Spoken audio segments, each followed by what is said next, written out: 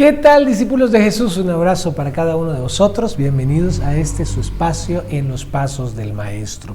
Hoy es nuestro segundo episodio sobre el tema de el Señor Jesucristo, y en el episodio anterior estuvimos memorizando esa cita donde dice: en el principio era el Verbo, y el Verbo era con Dios, y el Verbo era Dios. Esto es Juan capítulo 1, verso 1. Y respondiendo a la pregunta ¿quién es Jesús? Y allí encontramos tres citas que nos hacen entender, entre muchas otras citas que hay, que Jesús es Dios. Pero hoy vamos a trabajar sobre la pregunta ¿qué nos demuestra que Jesús es Dios? ¿Qué hay en Jesús que realmente nos hace o nos confirma que Él es Dios? Y vamos entonces a abordar 5 pasajes bíblicos para responder a esta pregunta. ¿Qué nos demuestra que Jesús es Dios? En primer lugar encontramos en Marcos capítulo 2 de Marcos, versos 1 al 12. Hay un relato bíblico bien interesante en este pasaje que sale o saca a la luz, y que quienes vivieron en torno a Jesús ese evento pudieron llegar, si fueron honestos en abordar el episodio y en entender lo que sucedió allí, pudieron llegar a la conclusión: de verdad Jesús es Dios. Mira lo que dice el texto. Marcos 2, 1 al 12. Entró Jesús otra vez en Capernaum después de algunos días, y se oyó que estaba en casa. E inmediatamente se juntaron muchos, de manera que ya no cabían ni aún a la puerta, y les predicaba la palabra. Entonces vinieron a él unos trayendo a un paralítico que era cargado por 4, y como no podían acercarse a él a causa de la multitud, descubrieron el techo de donde estaba, y haciendo una abertura, bajaron el lecho en que yacía el paralítico. Al ver Jesús la fe de ellos, dijo al paralítico: Hijo, tus pecados te son perdonados. Estaban allí sentados algunos de los escribas, los cuales cavilaban en sus corazones: ¿por qué habla este así? Blasfemias dice. ¿Quién puede perdonar pecados sino solo Dios? Ahora, aquí hay una declaración que hacen los escribas que tiene 2 componentes. Un componente es ¿quién es? ¿Por qué habla estas cosas? Blasfemias dice la primera declaración. Y la segunda: ¿quién puede perdonar pecados sino solo Dios? Ahora, en la segunda declaración estamos de acuerdo. Solo Dios puede perdonar los pecados, absolvernos, limpiarnos de nuestros pecados, ¿sí? Pero ¿quién es este? Blasfemias dice. Ahí estaba el cuestionamiento de los escribas. Ellos eran escribas, los escritores, los que hacían copias de la escritura, sí conocían la escritura muy bien. Y ellos podían, al escuchar esto de Jesús, sobresaltarse, y estaban comprendiendo con esta declaración que Jesús estaba asumiendo un atributo que le pertenece exclusivamente a Dios. ¿Cuál? Perdonar pecados. Así que eso es lo que los hizo reaccionar de esta manera. ¿Quién puede perdonar pecados sino Dios? Y conociendo luego Jesús en su espíritu que cavilaban de esta manera dentro de sí mismos, les dijo: ¿por qué caviláis así en vuestros corazones? ¿Qué es más fácil? ¿Decir al paralítico tus pecados te son perdonados? ¿O decirle levántate, toma tu lecho y anda? Pues para que sepáis que el Hijo del Hombre tiene potestad en la tierra para perdonar pecados, dijo al paralítico, a ti te digo, levántate, toma tu lecho y vete a tu casa. Entonces él se levantó enseguida y tomando su lecho salió delante de todos, de manera que todos se asombraron y glorificaron a Dios diciendo: nunca hemos visto tal cosa. Esto, por supuesto, evidencia la divinidad de Jesús en cuanto a su poder para perdonar pecados. Ahora, había una duda en los escribas, ¿sí? ¿Por qué? ¿Con qué derecho? ¿Por qué se atribuye un derecho divino de perdonar pecados? Así que Jesús, que ni siquiera escuchó porque los escribas no estaban hablando, los escribas solamente estaban pensando esto, estaban cavilando eso en sus corazones, pero Jesús tenía el conocimiento de lo que estaban cavilando, ¿sí?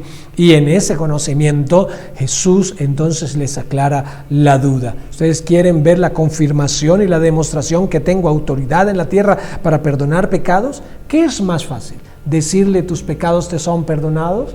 ¿O decirle levántate y anda al paralítico? Bueno, si lo analizamos de manera objetiva, resulta que es más fácil decirle tus pecados te son perdonados. ¿Por qué? Porque eso no se nos va a notar, no se le va a ver enseguida. Pero decirle al paralítico, levántate, toma tu lecho y anda, parecerá un poco más difícil, porque eso implica que debe suceder en el paralítico, levantarse, tomar su lecho y andar. Pero allí, en ese cuestionamiento en el que Jesús pone a los escribas, seguramente los escribas pensarían, bueno, sí, tal vez es más fácil decirle tus pecados te son perdonados. Y Jesús hizo este milagro para demostrar que tenía autoridad para perdonar pecados, y eso es un derecho divino. Hoy, bueno, se nos ordena perdonar a los que nos ofenden, pero ese es un acto en el que perdonamos sobre la base de la obra de Jesús. Pero Jesús estaba absolviendo a este hombre pecador que a la vez estaba paralítico, y ese era un atributo divino en Jesús, y por eso podemos ver que tenía el poder de perdonar pecados, y eso también es una evidencia de que Él es Dios. En Juan capítulo 1, verso 1 dice, los versos 1 y 2 dice, en el principio, el que estábamos memorizando, en el principio era el verbo, y el verbo era con Dios, y el verbo era Dios. Este era en el principio con Dios. Ahora, ¿recuerdas si viste el programa de ayer, o el programa anterior, perdón, donde vimos que estaba 3 veces la palabra verbo?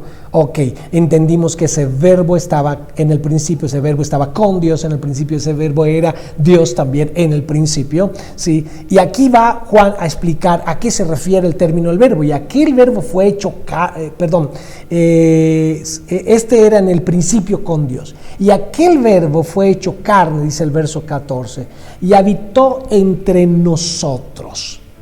Y vimos su gloria, gloria como el unigénito Hijo del Padre, lleno de gracia y de verdad. Ahora, en el verso 14, Juan nos hace entender que el verbo al que se refiere es Jesús. Entonces, si entendemos en el verso 14 que el verbo hace referencia a Jesús, no tendríamos ningún problema para leer el versículo 1 de la siguiente manera. En el principio era Jesús, y Jesús estaba con Dios, o era con Dios, y Jesús era Dios en el principio.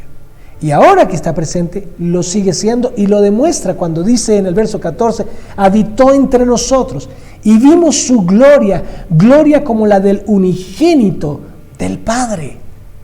Esto también evidencia divinidad, porque Él era en el principio, sí, el verbo, y era con Dios, y ese verbo es Jesús. En tercer lugar, en Hebreos capítulo 1, versos 1 al 4, dice, Dios, habiendo hablado muchas veces y de muchas maneras en otro tiempo a los padres por los profetas, en estos postreros días nos ha hablado por el Hijo, a quien constituyó heredero de todo y por quien asimismo hizo el universo. Por Jesús fue hecho el universo, el cual, siendo el resplandor de su gloria, hablando de Jesús, y la imagen misma de su sustancia, y quien sustenta todas las cosas con la palabra de su poder, y habiendo efectuado la purificación de nuestros pecados por medio de sí mismo, se sentó a la diestra de la majestad en las alturas, hecho tanto superior a sus ángeles, cuando heredó más excelente nombre que ellos. Y aquí nota entonces estos aspectos tan valiosos en cuanto a que Jesús es el resplandor de la gloria del Padre y es la imagen misma de su sustancia. Jesús, en Colosenses, Pablo dice que Jesús es la imagen del invisible. Ahora, si alguien es invisible, ¿cómo va a verse la imagen? Sí, no puede tener imagen. Bueno, Jesús es la imagen tangible, visible del invisible. ¿Quién es el invisible? El Eterno, el Padre, el Creador del universo. En Juan 16:30 podemos leer: ahora entendemos que sabes todas las cosas y no necesitas que nadie te pregunte, por esto creemos que has salido de Dios, que vienes de Dios. Y esta connotación donde dice que sabes todas las cosas y que no necesitas que nadie te pregunte, hace estas declaraciones que hacen los discípulos acerca de Jesús, son declaraciones que se encierran en un término teológico que se llama omnisciencia. Cuando dice que sabes todas las cosas, es una forma de decir, sabemos que eres omnisciente, que todo lo sabes. Y eso es un atributo divino, porque nadie humano tiene ese nivel de conocimiento, solo Dios, que es el que sabe todas las cosas. Y Jesús, y los discípulos de Jesús, que han estado varios años con Él, compartiendo, conociéndolo con profundidad, viviendo experiencias maravillosas con Él, llegan a esa conclusión acerca de Él. Él es omnisciente, Él sabe todas las cosas. Mira Filipenses capítulo 2, versos 5 y 6, donde dice: haya pues en vosotros este sentir que hubo también en Cristo Jesús, el cual, siendo en forma de Dios, no estimó el ser igual a Dios como cosa a que aferrarse.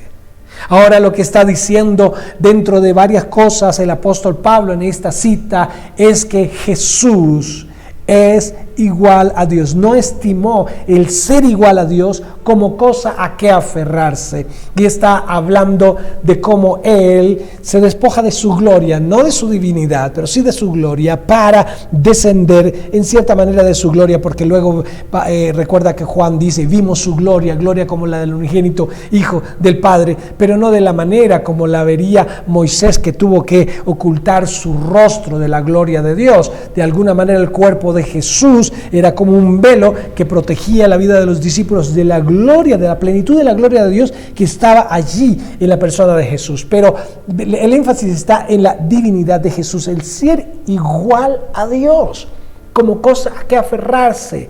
Así que podemos entender que Jesús estaba siendo en forma de Dios, no estimó el ser igual a Dios, no se aferró: yo soy Dios, ¿por qué tendría que tomar esa condición humana? No lo voy a hacer. Estaba en todo su derecho. Sin embargo, sí, viene y toma forma de hombre.